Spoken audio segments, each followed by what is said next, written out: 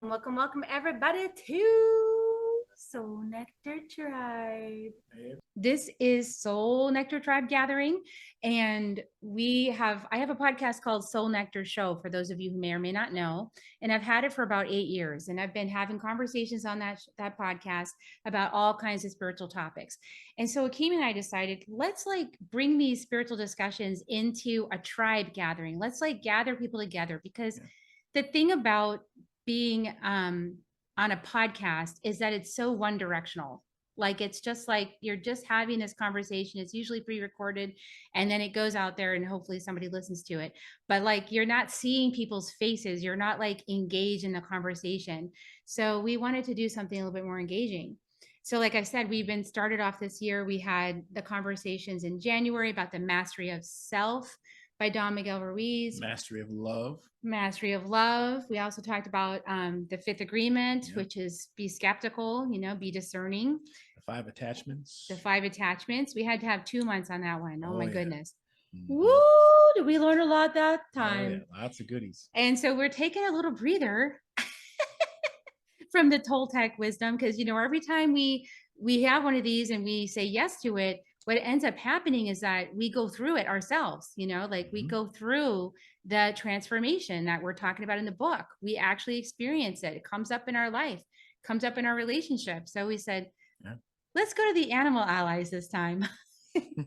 So we're going to talk about the animal allies. And so the animal allies that we're working with are from the Munai key. And so the Munai key means love energy.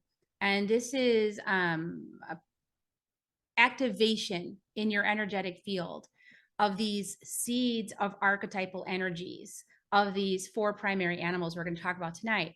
And I received this as part of my training with my teacher, Alberto Bialdo, at the 4 Winds Light Body School. I received these archetypes in my body. And I have been playing with them for since 2012-ish. So it's a long time, and it's amazing how deep it goes when we're working with these animal allies. And we also work with the elements in our training. And so we work with the 4 elements. But, the animal allies have their own medicine. They have their own power, their own way that they support our spiritual embodiment. And at this time of the Great Awakening, we have this support that many of us didn't even realize we had, beyond just intellectualizing our spiritual progress. We actually have support to tangibly feel, express, and evolve our consciousness. Yes. And this conversation about animal allies also can seem a bit to some as a bit in the shamanic side. It is also aligned in the same way as a nature washer. It's appreciating the connectedness with our observation of nature and how the nature comes together and creates this beautiful way of existence and the cohabitation, the commingling. Some of my studies in martial arts, one form of Kung Fu that I have, and this is notorious of Kung Fu, there's also the animal forms. It's where you begin to study aspects of, okay, this is what tiger does, which is like Jaguar, right? This is what lion does. You start to study, okay, this is what crane does. And there's ways that you connect observations of nature into daily practice, into some sort of disciplinarian practice of some sort of higher way of being and existing. So we bring it with the frequency that includes connection to the 4 directions and to our Native American ancestry and our offerings to that connect, not just in Native America, but throughout the entire world. Ancient African connection and culture and practices, ancient Europe practices, ancient Asia practices. It's all intertwined, and some of that can seem a bit shamanic as well. But what it's bringing us to is this place that there's a great power in being willing to look outside of yourself and get inspiration, and artistically being able to go back inside. We also participate with the understanding that what happens on the outside of us is very similarly what's happening on the inside of us, and it's coming out and it's reaching out into the world. Yeah, it's beautiful. And I love that you touched on Native American ancestry. A lot of these traditions that we share in our program are stemming from South American ancestry, South American indigenous traditions, because this is what I've been trained in with the Four Winds Light Body School, comes from these Munai Ki, the series of activations. They come from ancient indigenous traditions passed on for centuries through these family lines. And so that's part of what we're going to be sharing is this piece of an embodiment of what they call the Aini Karpai, comes from the Karo, the tradition in the Andes Mountains. The Rainbow Poncho people came down off the mountain in 2012. These beautiful people are the ones whose tradition this is. And the Aini means right relationship, and the Karpai means initiation. So initiation into right relationship. And so how do we get into right relationship? We work with these animal allies to connect us. And so we both have Native American, North American indigenous ancestry.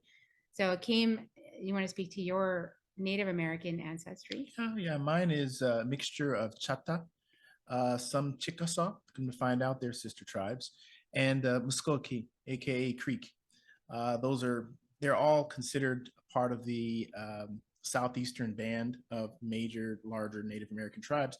Come to find out, they have a very similar creation story when you studying each of those cultures to the ancient Cherokee, also called the Salaki, which happens to be Kerri's. That's fine. So we bring that forward too, because of course our ancestors come with us.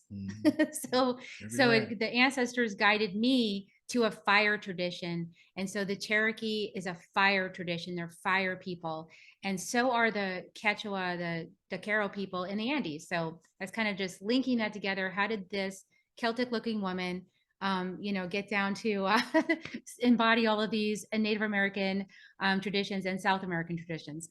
And so that's a little bit of that explanation.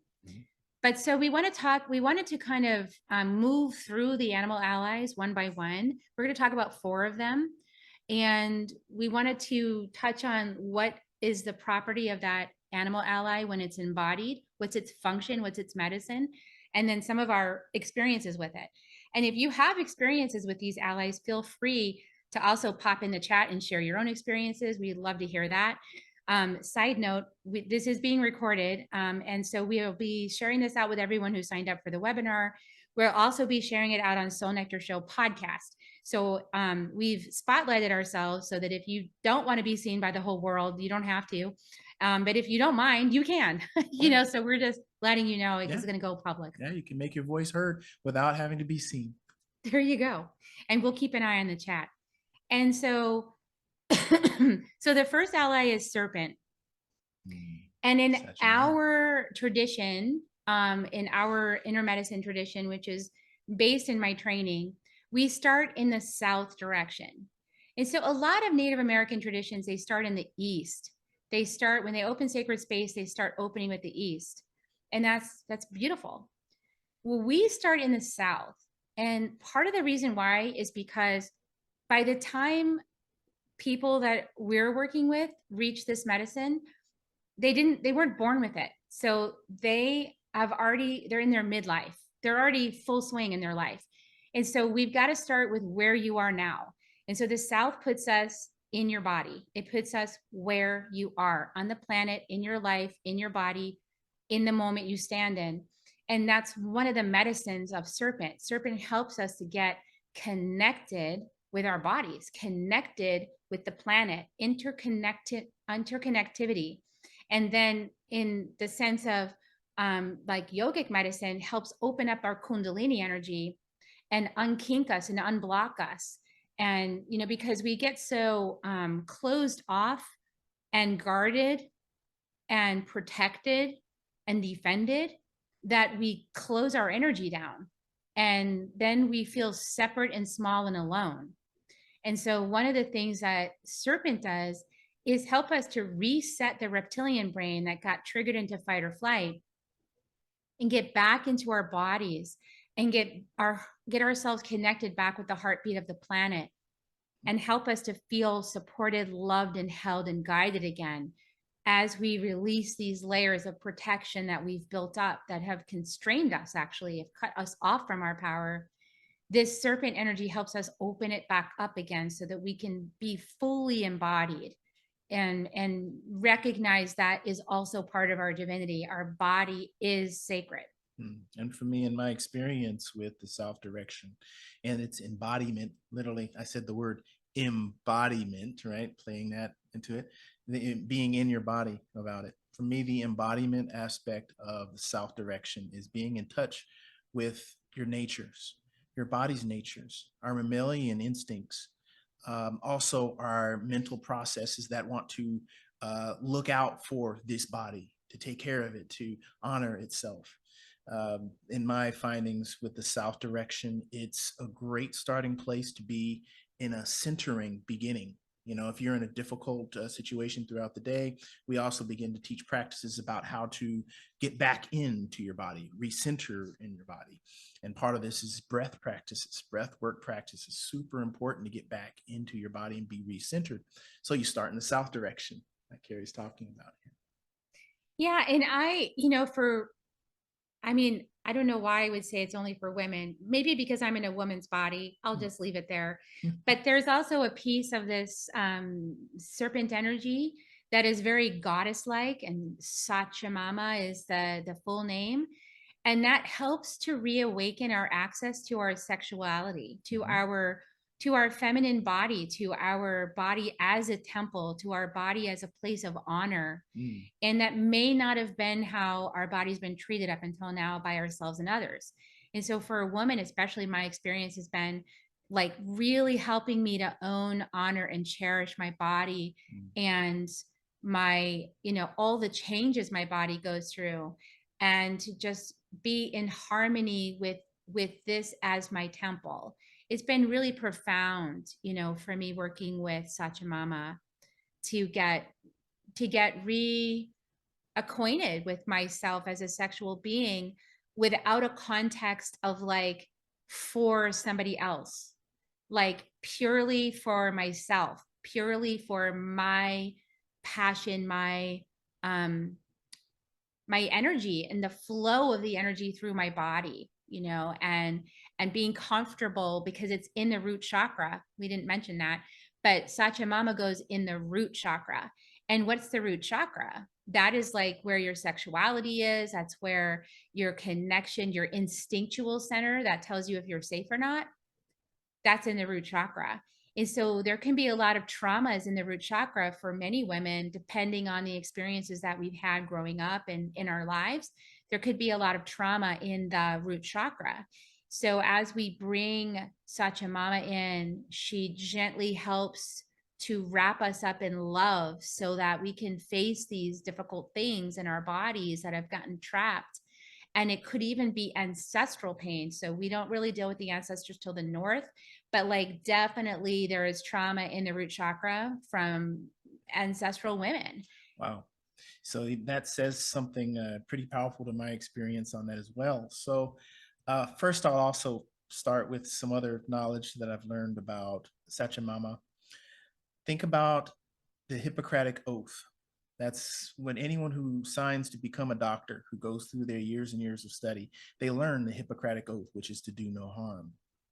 And what's the insignia for the insignia of medical introduction? It is a snake actually going and tracing in a path, a circular spiral path moving upward, as in a self-improvement of. So the ancestral part, when you spoke to that I had a flash. So Kerri and I last year actually went to the jungles of Peru together. And in the jungles of Peru, one beautiful thing about it is that it's an excellent way to connect with your nature and let your body say what it needs to say to you. So it may sound a little strange, a little odd to some of you, but for me, what came up was a need for ancestral healing. For me, it appeared that I had some pain or slipping in some mud, but it was something I had endured many times more difficult than that moment. But it was just enough, combined with the journey that I had, to go into back spasms. And not only back spasms, I would lay back and rest, and my back was locked up. So it was took several days of resting, Kerri and I working together. She helped me be able to get up and move around and everything. And also, as we did energetic healing and we were communicating with what's happening etherically. So we did our own internal work. I did my own personal internal work and found that there was some ancestral blockage that was there for me. So this is also connected to what Kerri's talking about with ancestral work, because as we began to focus and I began to put my intentional energy alone or together with her, the ancestral link and what is my ancestry saying, what is happening within my ancestry, what needs to be said, what needs to, the whole questioning process and the curiosity came into effect, and found that, oh, there was some discontent with some of my ancestry that hadn't finished resolving an aspect of my earlier life. So it gave me an opportunity to do some deeper work connecting to my life. So while we could focus on animals about this, we're also focusing on Sachamama, and Sachamama, the serpent, the snake, the doing no harm, the Hippocratic oath. Also, that represents the upward cyclic nature of improvement and healing, and looking at your patterns and look at what's happening on the inside and how can you make yourself better through the process that you're going through. And that's just the south direction. We haven't even I gone to know the we other haven't even directions gone. yet. I know it's Wow. powerful. I mean, because for you, like it was that lower chakra. It was the root Yeah. chakra is where it began, because what's your foundation? You know, I mean, your root is your foundation. So if there's unhealed traumas, ancestral traumas, and things like that, and let's face it, most of us have had a foundation of fear, then we want to clear that out to support a foundation of love. And in my experience, Sachamama helps us take that great spiral to shed the old skin, you know, the visual of the snake eating its own skin and just going around and around and around. It's like Ouroboros. the Ouroboros. It's Yeah. like we are doing that with her. It's amazing. And every day I will work with her to release the next layer of my conditioning, my domestication, and I'll feel her just come right through my body. And sometimes I have like these experiences, like I was floating last week and I was kind of passed out. I'm lying there just on the salt water, and all of a sudden my leg lifts and I feel like pressure above and pressure below, and my spine gets adjusted. Like, how is that happening? Like I felt like I had somebody moving me. So I mean, I think this is my insight and my knowing of my body. This is such a mama helping support my spinal alignment, you know, for my strength. So yeah, I could talk about her all day long. I freaking love her. I love her. So yeah, and I realized I didn't show you guys the pictures. I feel like I want to show the pictures because these are really powerful. Oh, Here. yes, your Yeah, the paintings. paint I did paintings Yes. too of Yes. these allies. I'm an artist as well, and I hadn't been painting in a long time, but then I got inspired. This is my Sachamama painting. So just take a moment and connect with Sachamama and just, you know, wow. And whatever you feel, like if you feel terror, you know, where's that come from? Because maybe it comes from ancestry. There's a whole lot of programming around Serpent. So yeah, just woo, check it out. Yeah, powerful. So it's a beautiful, beautiful ally. I love Sachamama. And now I guess we'll switch. We got to move on. Otherwise, we'll never get through it all. So let's see. We share, oh, good. It's North American indigenous ancestry, Choctaw and Cherokee. Yeah. I knew I had some familiarity there, John. There Yeah. you go. Very exciting. Good to meet you. Awesome. Yeah, beautiful. Right relationship means, Laura asked the question, right relationship with Mother Earth, with the divine, with love, all of the above, with everything. All that Yeah, is. with all that is. And Yeah. we're entering a time where everything is focused on relationship. Especially, I mean, even just looking at the latest astrology as of like the 16th, It's all about energetically, we switched relationship. from Gemini into Cancer or Cancerian, as in inner relationship, outer relationship, self-love, self-growth. Yep, exactly. It's a time of reconciliation. It's a time of remembering that we're connected with all that is, and that You know, we're like a cell in the organism, and we're all part of the same body. You know, it's just amazing. So I'm going to give you guys this for our next ally. My favorite. You would think Hummingbird's my favorite, but I freaking love Jaguar. So just take in Jaguar for a second. Like, what comes up for you with Jaguar when you see this?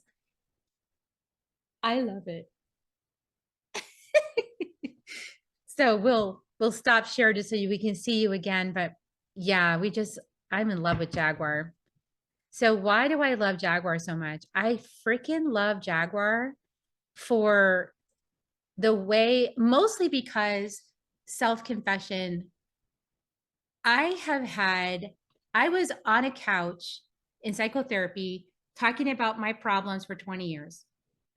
And like using the power of my word to talk about my problems, and then like using big, powerful emotions to like create even more of the same. And nobody stopped me to say, hey, by the way, you're a conscious co-creator and you're creating a whole lot of suffering for yourself. I mean, 2 decades. So Jaguar helps with that part of the brain that likes to do that. Jaguar helps with the part of the brain that has big emotions and wants to wrap a story around it to explain life and give it meaning, and like just keep creating more of the same. And it's a limbic brain. So Jaguar is so powerful. It shows up in the West in our program. The West for us is emotions, is water, and is that emotional body. And we are just now learning as a species, I believe, in my perception, how to be emotionally intelligent. And Jaguar assists us with that, because Jaguar is a master tracker. Like, the one thing we know about Jaguar is that Jaguar is pretty much chilling in the jungle on a branch, tracking its prey and not moving an inch, just kind of not exerting any energy at all until the moment it decides to go for it. And then that little thing has no hope for itself. It's done, because Jaguar gets it every time. And so if you're going to go hunting through your shadows, so go tracking, like, where's the root cause of the thing I'm dealing with right now today? Like, where did it start? How, because you want to pull it out by the roots so that you can actually transform that pattern and not keep repeating it. Jaguar is the solution, because Jaguar can track anything. It's very direct. Also, it's a very strong, powerful, direct energy. So it's almost like, I guess if anyone watching your sports, you're thinking about in football, it's right what happens in the snap. The moment that they say hut, and then everything is activated really quickly, really fast. Things are happening, and then all of a sudden, cut. It's over. That gives us a perfect analogy. We just talked about this last night. If Jaguar was a person, it would be Emmitt Smith. I mean, if you guys don't know football, it's cool, but like, Emmitt Smith is my favorite player, mostly because he can get through any crowd. Like, it doesn't matter how big those guys are or how many of them are clustered around. Like, that dude could just move through anything. And this is Jaguar. Like, Jaguar is unhindered. It's an energy that's just so powerful and so unstoppable, and also like really, really in tune, like finely in tune, super spidey senses. Does all the back work before activating. Like, it can feel and sense everything in the forest, in the jungle. Like, it just knows what's going on in your subconscious being the new jungle. It just goes, ooh, this is interesting.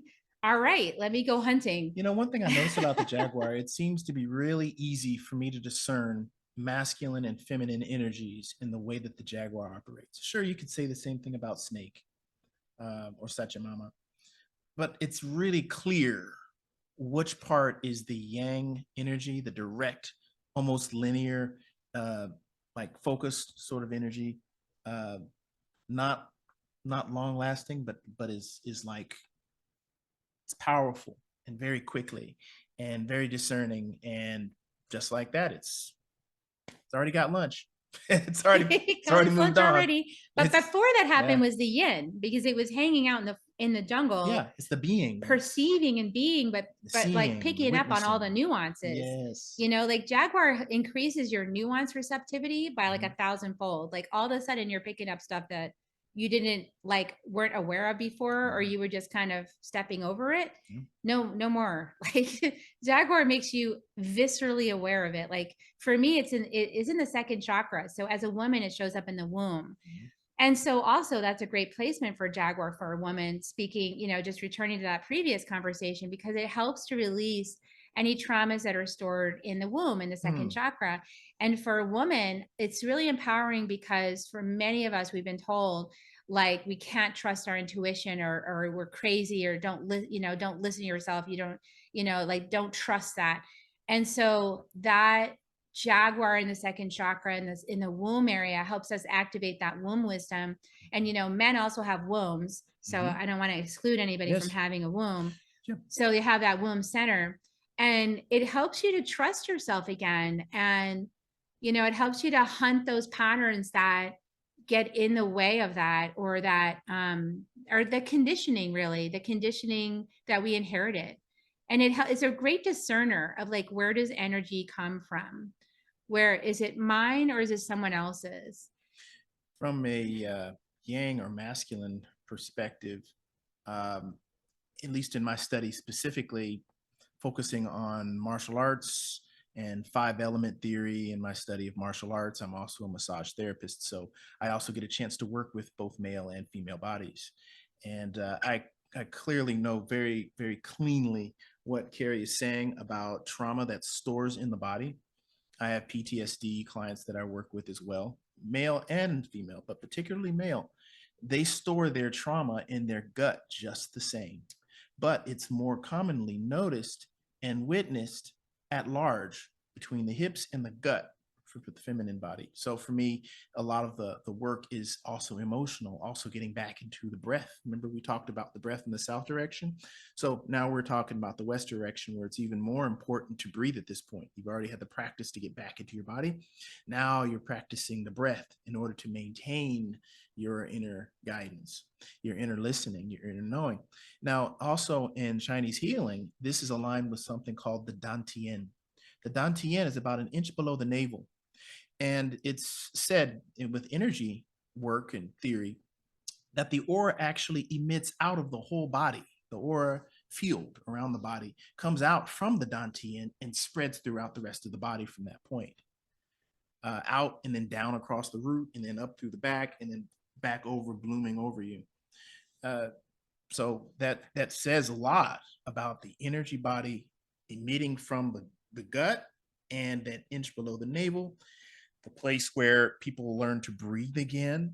Once you do that, it's so much easier to get back into your body, being able to breathe from your gut. Looking at babies breathe from the gut. They don't breathe from their chest and the neck like we do, and shoulders like we do. We learned that through what we call in our studies with 4 agreements, we call it domestication. So in our domestication, we learn to breathe with up here, breathe up here. We get really tight in these areas. Or like many of us learn to hold our breath. In these areas, So this area gets frozen, and this area is doing all the work. So you can see how that connects to back pain. You can see how that connects to a lot of other aspects and things. Anyway, so west direction, a lot to be said there. Come to find out, it's one of my favorite elements too. I love it. Yeah, it's one of my favorite directions, and particularly because it's about transition and growth and letting go of what's not really you. It's like a snake shedding its skin. So there's the snake in the south direction, and then the snake shedding its skin is like this same elliptical path of being in your body, but letting go of what's not you. When you expire in your breath, it's said that the galaxy itself also is breathing just the same. And so the expiration is almost like the galaxy expanding and allowing space for more to come in. I love that. You just gave me another piece of the puzzle as to why Jaguar is in the second chakra, is because that's the place where your power originates. And Jaguar is all about power. It's all about your power. And we're moving out of this like power over others game that's been being played on the planet, the monopoly game endlessly being played in the family system. Like we're done with that game, and we're moving into power within. And so Jaguar can help us embody our own power and be, in a sense of positive power. your sovereign power and your choice, your power of choice. And we need that discernment and that healing of our reclamation, really reclamation of our power, so that we can then make the sacred choice, of where to apply that power. But, I love that you said that about the breath and about the expansion of power coming from your dantian, from your second chakra, from, of course, where Jaguar is seated. And then Jaguar will roam around your whole body. So, I could see it moving up to the it self goes chakra. everywhere, but like its home is in the second chakra. Mm. And so, but it considers your whole subterranean environment its playground to support you with your conscious invitation to clear things up. Now, I've gotten to a place of so much trust with Jaguar that I will spot things that I'm releasing, and I will say to Jaguar, if that comes up again, feel free to eat it before it even comes up. Like, I don't need to know what the thing is. If it's not for my highest good, just devour it. And I trust you. If I need to know, then let me know. But other than that, have a feast. Like, I don't need to know what all this lower vibrational stuff is, because I'm going to unblock my energy. And yeah. What is Mary saying there? Well, Mary just said Yeah. something awesome. She showed gratitude. The Jaguar Yeah. energy has been a powerful opening exploration. Thank you for this. Now, John also said something really awesome. He said that's interestingly how I experience source energy, Kundalini energy, generating in my body, just below the navel, but inside and around the spinal column. Yep, and going up. Perfect. Connected perfect dots with that. Beautiful. So yeah, and I'm also seeing here from Jessica, Jess. Yeah, loving Jaguar. Love that you said that it's very direct energy. Would not have been able to fully embrace the energy if we hadn't started it in the South with Right. Sachamama getting me into my body and feeling side. Feeling Because safe. because your Jaguars definitely belongs in the power, accountability, and a brand new awareness. Yeah, accountability is also really important. Like, on the planet, we see so many people mentioning the need for everyone to be accountable, right? And yes, we do. But accountable not in a punitive sense. Right. Accountable in a learning sense. But until we feel safe in our bodies again, we are going to fear punishment. So that is that fear matrix at the root chakra. So we are healing that with Sachamama, so that we can do what we came here to do, which is learn and grow and gain the wisdom, through life's experiences that are just offering us this buffet of experience. We get to make a choice, have that experience, and then learn from it, gain the wisdom of it. And it's an embodied wisdom, because we did it. We didn't just read it in a book, like, we lived it. That's a very different, like, you can't take somebody's lived experience away from them. Like, that is their embodied wisdom. That is undeniable in that person. And so we're coming to, which I'm personally super happy, we're putting a closure on the intellectualization of things and the mental debating of everything into, like, what's your personal experience? Because, like, I'm never going to refute someone's personal experience. That's just not going to happen. But what we can do is respect each other now. Like, this is the birth of respect. Yeah. Like, when we each have our own personal power, we can respect ourselves and we can respect others. Yeah. By being accountable for our journey. We're learning our lessons, we're gaining the wisdom. We have an embodied experience on this planet, and no one can take that away, and no one should. And so we can all just respect each other's journeys then. Yeah, and to complete that connects perfectly with the finishing of Jessica's message. Yes, trust myself while being safe in my body. Definitely need to feel safe before I allow Jaguar in. Yeah. And then, so what happened for you when Jaguar, being one of your first, not, I mean, Hummingbirds in there, I'm but going to say, Jaguar for was me, a it was really close muddled. It second. was really muddled because when I went through the four winds, we got all of the Aini Karpai in one ceremony all at once. And it was like the first week-long retreat. So I do it differently because I feel just my own sense of myself and my whoever is attracted to me. Nothing against my teacher. I love my teacher. He's amazing. But, like, we all want to take our medicine and like put a little tweak in there. And my tweak is that like I feel like breaking it out and giving people a chance to really be with the archetype in isolation. It gives us a new appreciation of that energetic. It helps us to really embody it, bring it deep inside of us, and like open it up, you know? So like I really appreciate this morsel by morsel approach. And yeah, I feel like people are benefiting from it so far. So far so good. And I want to say, like, you know, we in the training, the actual training, the inner medicine training in level 1 is where we receive the entire Aini Karpai. But we do it by direction. You know, we do it a piece at a time, going around the medicine wheel to integrate it into our being so that we can really fully experience that archetypal energy and have that blossom, you know, before the next one comes in. So that's, yeah, I just wanted to say that. Beautiful. Okay, well, let's move on. I could talk for hours. Well, apparently. we're ready to go to the next direction. Yeah, we're going to talk about what you guys probably thought was Kerri's favorite. Well, of course it's Kerri's favorite. It's her name. Why on earth wouldn't this be her favorite archetype? And, you know, it's probably just because it's so close to home, it's harder to see it. But hummingbird. The north direction. The north.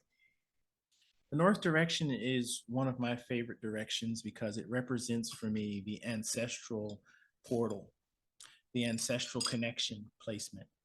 For me, after I've done work in the south and the west directions, progressively going into the north direction is a place that I like to go to pay homage to ancestry, all of my ancestry, and give gratitude, you know, rather than ask for something from them. Yeah, ask for something. Coming from the place of gratitude and giving and sharing and appreciation, like from the heart appreciation, and letting the transmission of this message get through by the hummingbird. Now, come to find out, the hummingbird has its own frequency. When it flaps its wings, it's said, and this is connecting with Indian shamanism. Would you like to speak to the moving of the wings and the changing of the frequency and it being thought of as connecting to a portal by any chance? You want to go into that? Well, what happens with hummingbird is that the medicine of hummingbird is the opening to your soul. So it opens up that multidimensional portal so you can access your full self, like your full range expression of self. And then that is a lot of self. So it's your soul. And if you think about it, like all the lifetimes that you're currently embodying right now, because time is an illusion. And so therefore it's all happening now. So like how many lifetimes are you currently embodying? How many lifetimes have you embodied throughout your history, if there is such a thing? And then like opening up access to all those aspects of you, your higher self, your most essential self, and then all of the experiences that you've embodied to have, as well as like your ancestry in this particular lifetime, right? In the embodiment of this lifetime, which may include past lives in the same ancestral line. So like there's a whole lot of complexity that comes with hummingbird in terms of how much you can access through this portal. And it's also the inner child. It's the divine child. It's the restoration of awe and wonder and magic and mystery and innocence and creativity and inspiration. Like it's just such a beautiful ally for the return of innocence. That connects with what John just said. He said the hummingbird painting feels expansive. Doesn't that feel childlike? Yes, it does. And it wanted to be on a rainbow background, like in a cosmic like portal in the middle of this, you know, cosmos. Yeah, and very high, great heights, seeing and being at the higher levels. You can even see with that beautiful spiral is literally like a portal, right? It is like drinking from the nectar of the whole galaxy. What could I taste today? You know, and what kind of experience could I have? It's that kind of joy, you know, and joy is an embodied experience. Joy is rooted in pain and suffering and sadness and grief. I mean, it's the lotus blossom, you know, it's like that mud of our existence that those lower vibratory patterns that we inhabit that are so uncomfortable for many of us coming to this, third dimension from whatever dimensions we're from, probably like, 6, 7, 8, 9, 10, 11, 12, 20, Yeah. and then we come down here into the third, it's like clunky and like, stuck. But like that experience of like dealing with all that mud is what creates the opportunity for this flourishing of the lotus, which I really feel is joy. It's like joy and peace and transcendence, and like, but transcendence with full awareness and presence with, like, it's just a beautiful With the gift. contrast of the mud being an initial part of the blossoming out of flowers or the lotus, the unfolding process, and then opening up this beautiful like pearl. This is like opening love. It's With like lots of grit inside there, I keep hearing arms wide open, but it also gives the contrast of mud and the texture and the feelingness of it and the nurturing that it gives. So the lotus can actually come up and blossom out. So you need the mud to have the lotus. I think there's a Thich Nhat Hanh had this saying, no mud, no lotus. Yeah, this is true. So we got to have the It has mud. been true up until now. So we'll see what else could be true, but that has definitely been true up until now. And I always like to say that just because I like to leave potentials open for other realities to express. Sounds very expansive with that childlike hummingbird Very energy. expansive. I can imagine so many more potentials, and that's really part of the gift of hummingbird. And it opens up in our will center. That's where we put the seed, and so that helps us with what many people experience on their spiritual path is like this sort of struggle and fight with the ego. It's like wrestling for control. And the ego is really just fighting itself. And so, the hummingbird comes in to just remind us, you're just like trying to pin the tail on the donkey in the wrong direction. Like, just turn over here and, like, it's okay. And sense the nectar, like feel the nectar, follow that guidance, follow that inspiration, move to that new place, right? Edging God out. Yeah, exactly. And it's like, but hummingbirds is such a sweet little creature that I feel like anybody's wounded inner child is just delighted by the sight of this little creature and goes, okay, this is trustworthy. I can trust this little beautiful bird and I can allow it to lead me, right? And so that medicine is what many of us need to open up those defenses again, to put the guard down, to put the sword down, and to simply breathe, like Akeem was talking about. Breathe open, and just let the medicine of love in again. Let beginner's mind take over and not forget in the sense of like erasing it, but just like, maybe what happened yesterday isn't true today. And how would I know if I didn't let go of the story? Right. So that soul imagination that connects with the mud lotus thing again as well. Yeah. Not being so attached. If the blossom was so attached to being with the mud, it could never rise up out of it. Oh, that is very potent what you just said. Honey, that was powerful. I love that. It's true. So if we don't rise up out of the mud, we never become the lotus. And we've got to let go of that stuff. But it needs honoring, and this is the piece where, we can't, we kind of just want to do a dump all the garbage out and run away. But like that never works. And all of a sudden it's there again. So it's more like that piece of really claiming the wisdom from it, understanding why it was there for us, through us, as us, by us, owning that accountability, that this is a life experience I chose to have, and like really letting that medicine come to me inside my heart, inside my soul, and then asking, from all of these raw materials of my life, what beauty can I create? And that is the focus of Hummingbird. Is all about beauty. Mary said, boom. Boom. Hummingbird is all about beauty. So yes, flowers. I've always loved flowers. And Hummingbird was actually the first ally that came to me, even before I met Alberto, came to me I think 6 months before I started Four Winds training. So Hummingbird showed up in a vision when I was buying this house that we're sitting in. And I was in, I had been divorced, and Akeem is my life partner, second husband. Um, but I was buying this house, but it was already under contract. And my real estate agent was like, well, you're not going to get that house because it's already been back and forth so many times. They usually settle.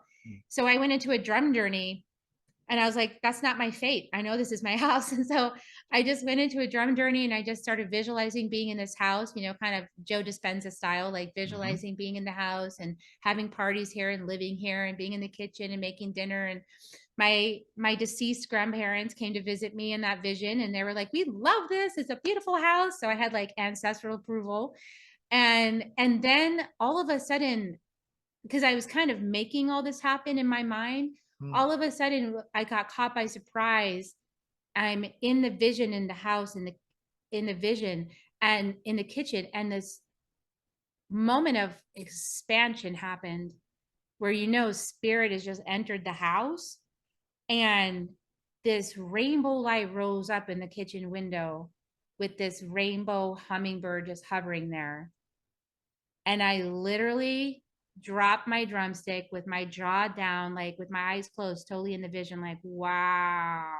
So Kerri, That was like, so Kerri, you're bringing and in then the something phone through. rang, right then. And because this is another, like, this is the weaving of the dreams, right? The phone rang, and my real estate agent said the deal just fell through. They want to have your offer. What? So this is Kerri sharing that manifestation really does work. Energy Totally. manifestation really does work. And this is actually considered one of those manifestation secrets, even her illustrating how she manifested this, And we get to live here now, which is really cool. Yeah. So we love it here. Anyway, I'm glad that they said yes to my psychic invitation. So the last animal archetype that we worked with in this this particular course that's coming up, yes, we're going to tell you about what we have to offer, is eagle. And so eagle is in the heart chakra. So it's that spreading of your wings. It's that hollow bone of spirit where you just let spirit play you like a flute. Where you just let spirit come through you, move through you, the divine inspiration, that ecstatic experience of spirit moving through, opening your heart up, releasing all of those blocks and limitations and those walls we built, and just letting ourselves be fully loved and held and supported and cared for, and knowing that we are worthy of this gift is just so powerful. Yeah. And this also connects to bigger vision, bigger view, being able to see things from a stand back perspective. There's great power in not looking at everything with a magnifying glass. Although you're saying that because yes. Go on in. So, there's this card in the Mystical Shaman deck by Alberto Vialdo and Colette Baron-Reed that has this eagle with this like magnifying glass with like, and its eye is in the center of it, and it's gigantic. It's like, if you could just imagine it like flying high, but then like just eye is right on you, watching everything you do. My embodiment of eagle has been like that because I realized over the last, in like 2019, I was channeling this book called The Second Wave, which has been on the charts ever since. And I didn't know who I was, like, who am I channeling this? Like, is this like Yeshua? Is this like, like, who is this that's giving me this information? And I was very suspicious and untrusting, and I was, scared of my intuition. I was scared of this opening of my crown and all of this coming through. And so like, I didn't even know what I was channeling from, but it was all really good stuff. Like it was pretty loving stuff. So I was like, well, it must be good because it's really loving, you know? So everything in here is calling me forth to be more compassionate, more loving, more kind, more generous. So it's got to be good. And then like the week before I was going to publish that book, we went into medicine ceremony, and I had this like transcendental, blow your brains out, like amazing, ecstatic experience where I was literally sitting face to face with White Eagle, who is my oversoul. And that was You didn't know really that at the shocking. time. And it was like coming home. It was like all of these visions I'd had from the time I started waking up. And he was pointing out all these things to me, like, here's this, and here's this. And I showed you this over here, and I showed you this over here. And do you remember this? Oh my gosh. I was like, oh, wow, this is so much information for me. And it was so powerful. My heart just burst open.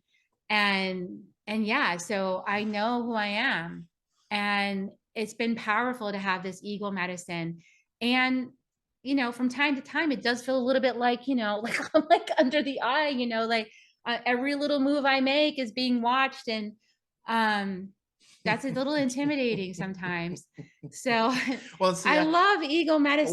well, And I'm also seeing that eagle is giving you the opportunity to make a choice. yes, You constantly. could either be omnipresent, and by the way, this is also connecting with the eagle is also connected with the falcon. And in ancient African, ancient Egyptian culture, we're talking about Horus. The Greeks called him Horus. His name was really Heru. Well, with Heru, the eye of Heru is what you see on the back of the American dollar. That's an all-seeing eye. So you're seeing this connecting to being able to sit back, look at the whole thing. But you can either look with the magnifying glass, or put the magnifying glass out and look at the whole big picture. You can see that this thing over here seems so big, but when you fly up and out, oh, we're grains of sand on the beach. Oh, okay. So we're what we're doing is and so important. Well, yeah, exactly. Exactly. So important.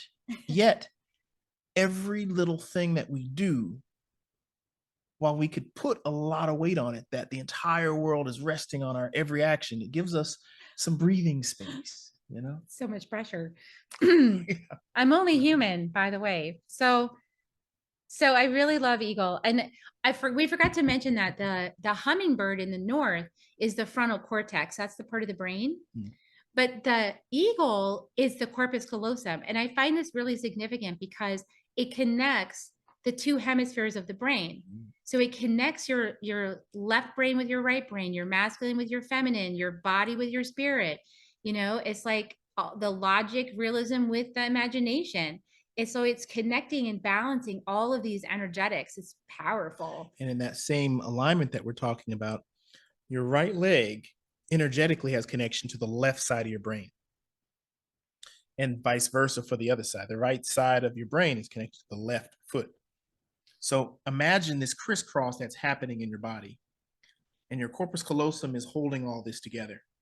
It's keeping literally you being able to walk and chew gum at the same time.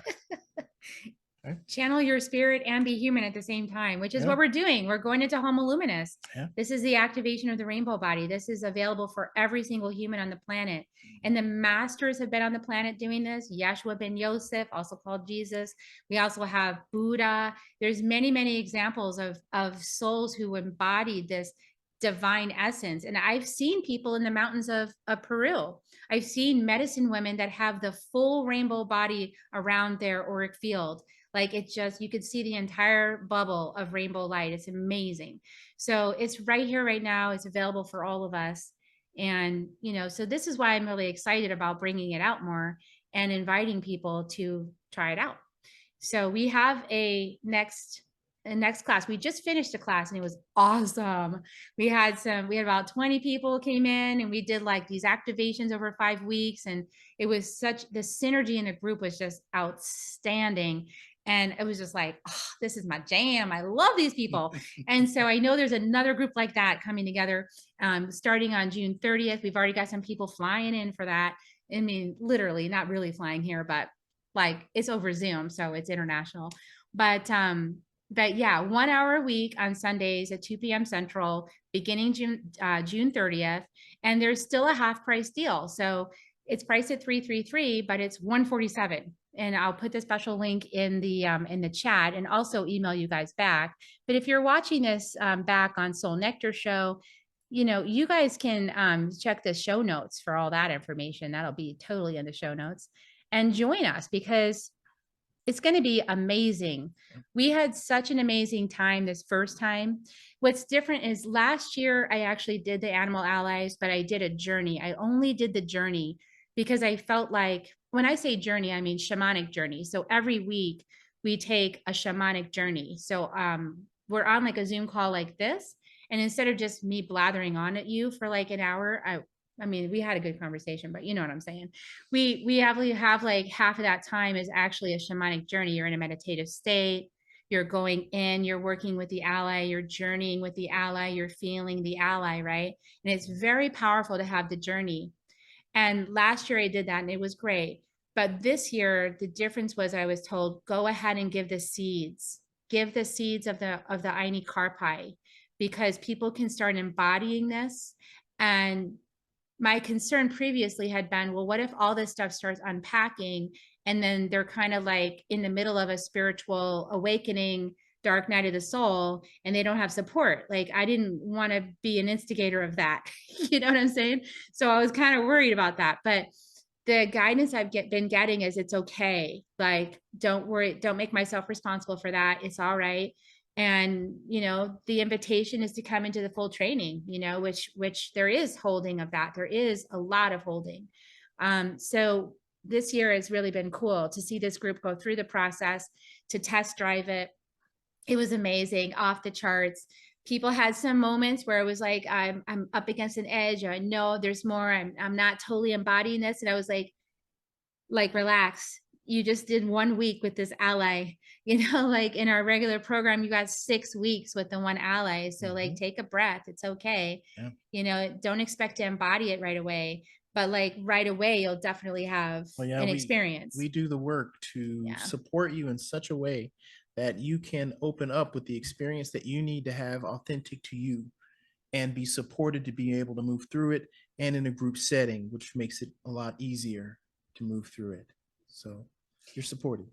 And I'm going to put the link in the chat too for the full details. If you want the full details for the program, it's all up there. It'll also be in the email for anyone who registered. The replay will go out. Otherwise, it'll be in the show notes down below. Any last words on these animal allies? Well, you know, I want to go back and comment for a second. Boom. What Hank said. I like what Hank said. Yeah. And I want to harp on the goodness of this here. Ego, an acronym meaning edging God out. You know, I'd agree with you. And I also want to add one little piece to that. The ego is one aspect of making your one self the God, the complete focus, the zeroed in intention. And then when the ego realizes it's not alone, is this expansion and this mind blown to, oh, wow, there's a bunch of other egos right next to me. And then, oh, I'm inside of an ego. Oh, wow. Okay, so all of us are together in this. And how mind-blowing that is. At least that's what it was for me when I realized that. Wow. At first, I had a positioning that ego was not good to have. And I actually did my own personal work to edge my own ego out, to push ego out of my life, be completely selfless. And then I realized I was missing the mud. Ego is the mud for me. So I needed to have the mud. And the ego helped remind me of the pig sitting in the mud. Well, it was necessary to slop around there for a minute. So now we can stop mud wrestling and stand up, you know? Yeah, I love that, Hank. You the prism of our uniqueness. Yeah, and the water balloon, that skin that holds the drop separate from the ocean, but it's still part of the ocean. Yeah, we get to be both and, right? We both and yeah, so powerful. What a great so we talked to you guys for like an hour, and at least we got to see your faces while we spoke. Doesn't quite feel like an hour though, does it? It doesn't feel like it goes by so fast. There's so much I love about this, and it's just great to see all your faces. And Good to Yeah, see it's you. one step above a podcast. Good to see you all. But so great to see you all. Thank you for joining us. And we hope that we get to meet you and get to know you better. Some of you we already are getting to know better. And we hope we get to know everybody else better too who's listening to this. And come with us on a fantastical journey. And we'll see you next time on Soul Nectar Tribe. Join us next time. We'll add you. We'll invite you to the next one. Okay, love you guys. Thanks for being with us. Blessings to each of you. Blessings, everybody. Thanks for Have a beautiful joining in. night. Thanks for putting your words in. Nectar. Yay, Laura. Have a great evening, everyone. Good night.